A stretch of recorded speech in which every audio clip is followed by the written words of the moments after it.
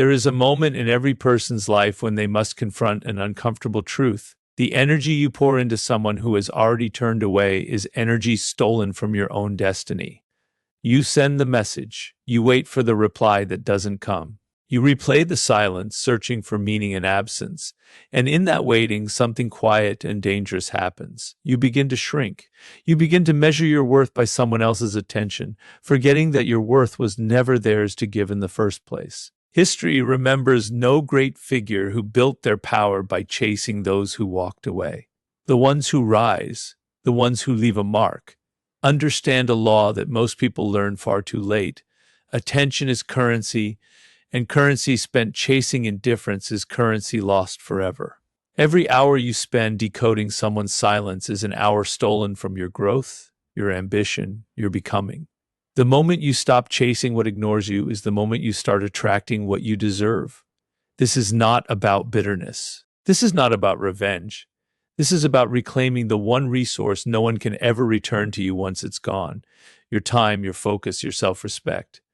Today, we strip away the illusion that closeness is proven by pursuit. We uncover why the people who matter most in your life never require chasing, and why the ones who do are quietly teaching you a lesson about your own value, if only you're wise enough to listen.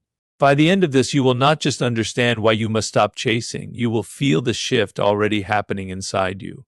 The turning point starts now. There is nothing more costly in the entire economy of a man's life than the currency of his attention spent upon those who do not value it. Time itself is the one asset that cannot be recovered, borrowed, or multiplied by any bank of this earth. And yet men and women spend their most precious hours polishing the silence of another soul, hoping that persistence will awaken affection that was never truly there. This is the tragedy of misplaced desire, the belief that if we simply try harder, wait longer, or prove ourselves more thoroughly, indifference will transform into love. But the law of the universe does not bend to desperation. What is not freely given cannot be extracted through suffering.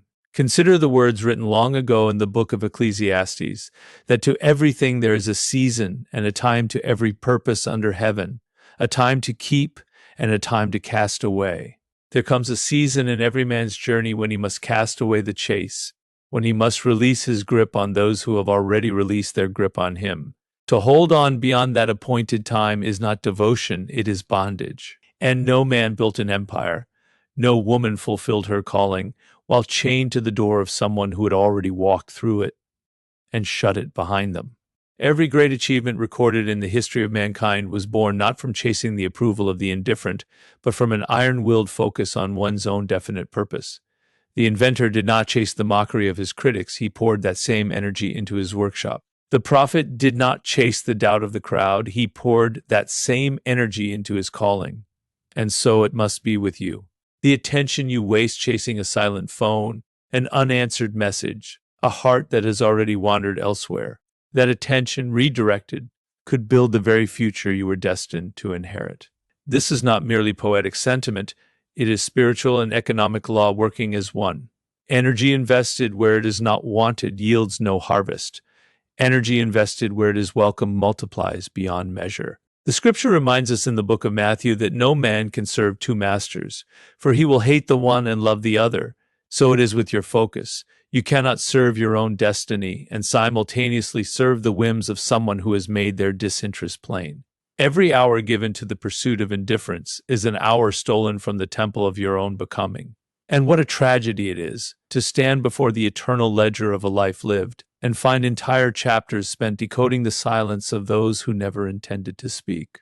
Let it be understood then that the cost of chasing is not measured only in wasted hours, but in wasted identity. Each time you diminish yourself to gain the notice of one who overlooks you, you teach your own spirit a dangerous lesson, that your worth is conditional, that your value must be earned through relentless pursuit. But no burning bush ever needed to chase the eyes of Moses. It simply burned, and he could not look away. So must you burn with such purpose, such radiant self-respect, that pursuit becomes unnecessary. For what is truly aligned with your life will come without the chase, and what is not was never meant to stay. This is the first great lesson etched into the foundation of the message before us. and it will not be the last. Character reveals itself most clearly not in the presence of an audience, but in the silence of one. When indifference meets a man and he responds not with bitterness, but with quiet dignity, he displays a strength that no diploma, no title, no inherited fortune could ever confer upon him. The reaction to being ignored is a mirror, and what it reflects cannot be hidden by clever words or a confident mask. Some men, when overlooked, descend into resentment, into pleading, into 100 small indignities that betray a starving spirit beneath a polished exterior.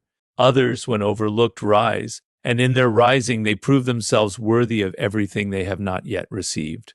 The book of Proverbs teaches that as a man thinketh in his heart, so is he. This ancient wisdom did not concern itself with what a man says when he is celebrated, but with what a man becomes when he is dismissed. It is easy to wear humility when the room applauds you. It is an entirely different discipline to wear peace when the room forgets you exist. Yet it is in this second condition, the condition of being overlooked, that the true architecture of a man's soul is laid bare for all who have eyes to see. Every philosophy of achievement worth its substance teaches that circumstance does not build character. It reveals what has already been built in secret, in the unseen hours of discipline and preparation. The indifference of others is simply one more circumstance, and how you meet it tells the truth about the foundation beneath your feet. If you crumble at being ignored, it is because your sense of self was resting upon the attention of another. A house built upon sand, as the scripture warns, which cannot withstand the first storm. But if you remain steady, unmoved, still walking forward with your head lifted and your purpose intact, you announce to the universe that your house was built upon rock, and no wind of rejection can topple it. Consider Joseph, sold into slavery by his own brothers, forgotten in a foreign prison after showing kindness to a man who promised to remember him and did not. 2 full years passed in that silence. 2 years of being overlooked by the very person he had helped. Yet Joseph did not abandon his integrity in the waiting. He did not chase. He did not despair beyond repair. He simply continued to prepare himself for the moment his season would arrive. And when it arrived, it came not through the chase, but through the quiet, steady maintenance of his own character, while indifference surrounded him. This is the pattern written throughout every sacred text and every biography of consequence. The wait reveals the worker, and indifference reveals the truly prepared. Let this be understood plainly. When someone chooses to ignore you, they are not making a statement about your value. They are making a confession about their own capacity to recognize it. Do not mistake their limitation for your deficiency. A blind man's inability to see the sun does not extinguish its light. So too, another's inability to appreciate your presence does not diminish what you carry within you. Your task is not to convince the blind to see. Your task is to keep shining regardless of who is watching. That is the discipline. That is the sermon written into every trial of indifference you will ever face.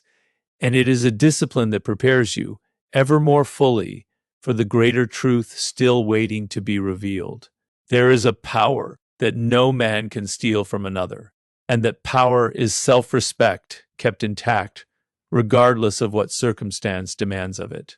Every kingdom of the mind is built upon this single cornerstone, and once it is set firmly in place, no rejection, no silence, no indifference from another soul can shake the structure that stands upon it.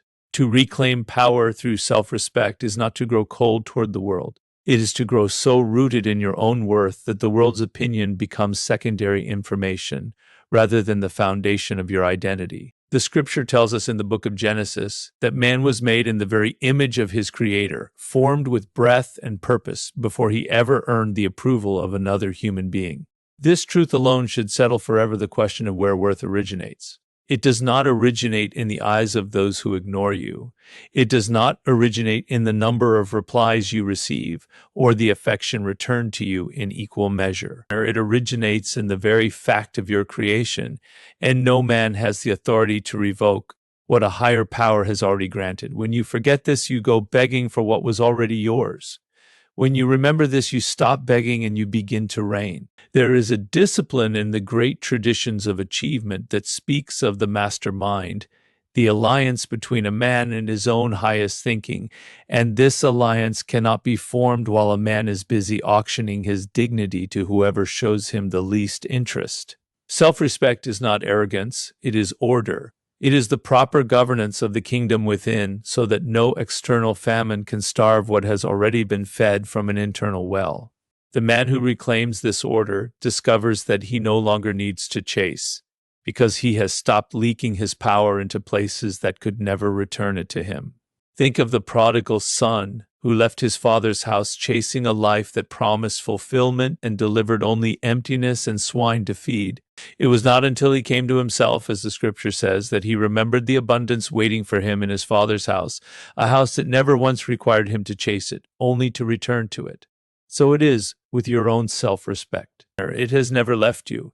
It has only been waiting in a house you abandoned while chasing husks in a distant field.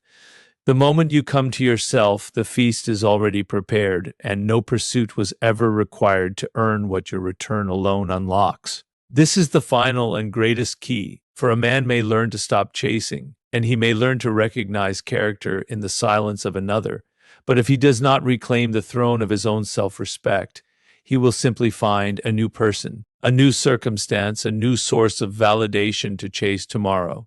The chasing was never truly about the one who ignored you. It was about a hunger within you that mistook attention for worth. Fill that hunger with the bread that does not perish, the unshakable knowledge that you were valuable before anyone noticed you, and you remain valuable long after they have forgotten you.